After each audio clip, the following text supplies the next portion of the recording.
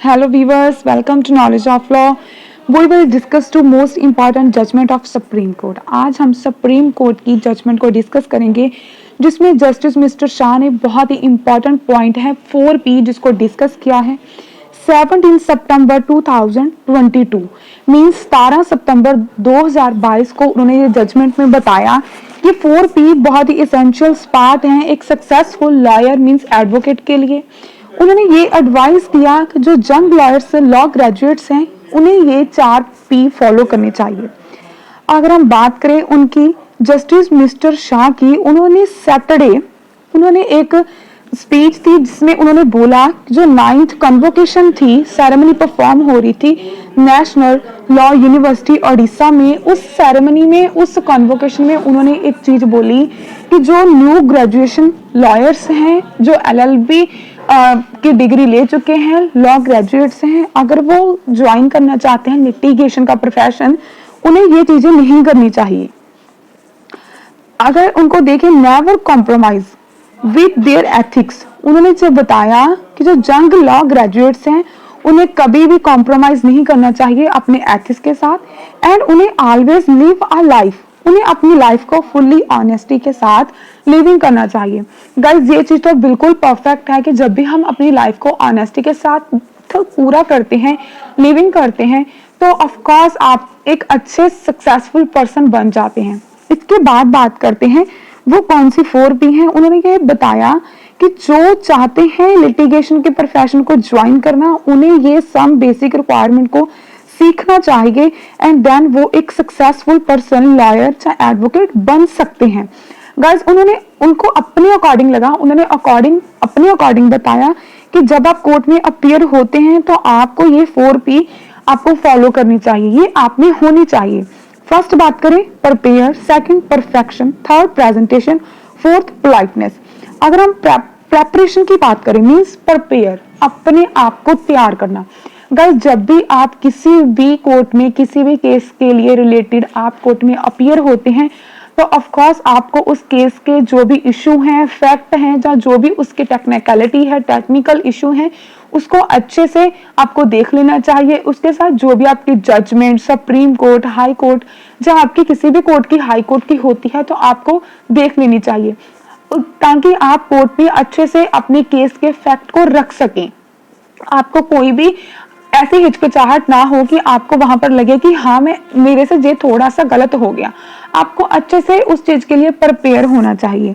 अगर आपको पार्टी से बार बार उनसे पूछना पड़ता है, क्वेश्चन पूछने पड़ते हैं, तो गाइस नो वरीज, कई बार पार्टी इरिटेट हो जाती है, बट आप उनके वेलफेयर के लिए, उनके बेनिफिट के लिए ही पूछ रहे हो कि हाँ आप अच्छे से उनके लिए कोर्ट में खड़े हो सके।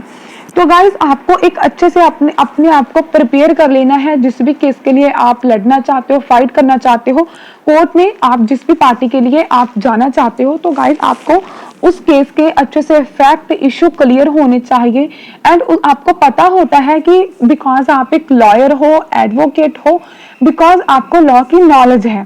पार्टी को नहीं पता होता, पार्टी इसलिए थोड़ी इरिटेट हो जाती है, बट गाइस आपको पता होता है बिकॉज आपको लॉ की नॉलेज है। तो आपको ये भी नॉलेज होती है कि कौन सा लॉ कब यूज होना है, कौन सा सेक्शन, कौन सा एक्ट कब यूज होना है एंड कौन सी जजमेंट डील करती है and case law and guidelines कब यूज होनी है। दैट्स अ रीजन उन्होंने बताया कि आपको अच्छे से अपने आप को प्रिपेयर कर लेना चाहिए। आफ्टर देन परफेक्शन, जब आप अच्छे से प्रिपेयर हो जाते हैं तो आप एक परफेक्शन के साथ परफेक्टली कोर्ट में अपीयर हो सकते हैं। तो आपको इनोसेंट वे में कोर्ट में अपीयर होना है। उसके बाद बात आती है प्रेजेंटेशन। गाइस प्रेजेंटेशन बहुत ही इंपॉर्टेंट पार्ट है। गाइस ये नहीं है कि जब आप आर्गुमेंट कर रहे हो तो पूरा दिन आप ही आर्गुमेंट करोगे, ऐसा नहीं है। बिकॉज जो भी हमारे कोर्ट का टाइम होता है वो बहुत ही वैल्यूएबल होता है। आपको बहुत ही कम टाइम में अपनी बात वन बाय वन रखनी है। गाइस जितनी अच्छे से आप अपनी बात को रखोगे उतनी अच्छे से जज साहब उसको अंडरस्टैंड कर पाएंगे एंड देन कोर्ट कोई भी डिसीजन ले सकती है। गाइस प्रेजेंटेशन का मीन्स ये होता है कि आप अपने इशू जो भी हैं, जहाँ भी उसके फैक्ट हैं उसे बता सको। आफ्टर देन उसके जो भी आपको लगता है उसके साथ आपका जो भी सेक्शन मेंशन होता है, जहाँ आपकी कोर्ट की जजमेंट्स होगी, लैंडमार्क जजमेंट होगी, केस लॉ होंगे, आप उन्हें बता सकते हो। देन आती है पोलाइटनेस। गाइस आपको जब भी कोर्ट में अपीयर होते हो आपको बिल्कुल भी अग्रेशन मोड में नहीं आना।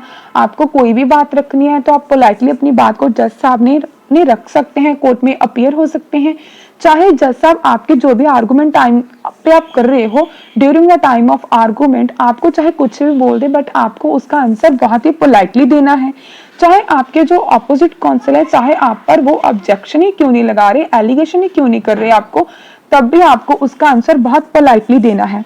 गाइस ये थे हमारे 4P, जो एक ग्रेजुएट लॉ को, जो ग्रेजुएट लॉयर्स हैं, जो LLB की डिग्री जिन्होंने अभी अभी पास आउट की है, जो कोई भी पर्सन लॉ के प्रोफेशन को ज्वाइन करना चाहता है, तो गाइस वो ये 4P को फॉलो कर कर वो एक अच्छा सक्सेसफुल एडवोकेट बन सकता है। उसके बाद उन्होंने बताया कि अगर आप चाहे लिटिगेशन का प्रोफेशन ज्वाइन करना चाहते हैं, चाहे जुडिशरी में जाना चाहते हैं, चाहे आप कॉर्पोरेट ऑफिस का काम करना चाहते हैं, कॉर्पोरेट लॉयर बनना चाहते हैं, तब भी आपको उन्होंने ये बोला, उनकी अपनी रिक्वेस्ट एंड एडवाइस है कि you do not compromise with your ethics. Means आपको अपने एथिक्स के साथ कोई भी कॉम्प्रोमाइज नहीं करना। जो आपके एथिक्स होते हैं ये बहुत इंपॉर्टेंट होते हैं गाइस। अगर आप इनके साथ कुछ भी ऐसा कॉम्प्रोमाइज करते हो, मीन्स अगर आप शॉर्टकट वे लेते हो तब भी आप सक्सेसफुल नहीं होगे, तब भी आप किसी ना किसी रॉन्ग वे पर चले जाते हो। तो आपको ऐसा नहीं करना। डोंट वरी, अगर आपको कुछ टाइम लगता है तो बी पेशेंट, आप पेशेंट रखिए एंड अपने काम को पूरे आराम से एंड एकदम अच्छे वे से करिए, तो ऑफ कोर्स आप एक ना एक दिन अच्छे बन जाओगे, सक्सेसफुल पर्सन बन जाओगे। उसके बाद उन्होंने बोला do not compromise with your honesty and integrity. आपको ऑनेस्टली अपने काम को करना है, उसके साथ कोई भी कॉम्प्रोमाइज नहीं करना। ये नहीं कि जब आप अपने काम को कर रहे हो तो उसमें आपको फॉर एग्जाम्पल गाइस यहाँ पर जो ऑनेस्टी की बात हुई है इसे हम एक एग्जांपल के साथ अंडरस्टैंड करेंगे। जैसे कि मान लो आपके पास कोई भी केस आया, उसके बाद जो आपकी ऑपोजिट पार्टी है वो आकर आपको बोल रहे हैं कि आप अपने केस को हार जाइए, या आप हमारे फेवर में कर दीजिए, या आप इसे मना कर दीजिए, आप हमसे पैसे ले लीजिए। गाइस ऐसा बहुत कुछ होता है, आपको ऐसा कुछ नहीं करना है। या फिर कई बार क्या होता है कि आपको दूसरी पार्टीज बहुत कुछ बोल देती हैं, बट आपको अपने काम के लिए बहुत ऑनेस्ट रहना है। ऑनेस्टली आपको अपना काम करना है। जब आप ऑनेस्ट अपने साथ चलते हो तो ऑफ कोर्स आप एक ना एक दिन अच्छे सक्सेसफुल पर्सन बनते हो। आई होप आपको ये आज के जजमेंट के डाउट क्लियर हो गए होंगे एंड आपको जजमेंट अच्छी लगी होगी। अगर आपको ये चैनल अच्छा लगता है, नॉलेज अच्छी लगती है, तो प्लीज इस वीडियो को लाइक कीजिए, चैनल को सब्सक्राइब कीजिए। Thanks for watching.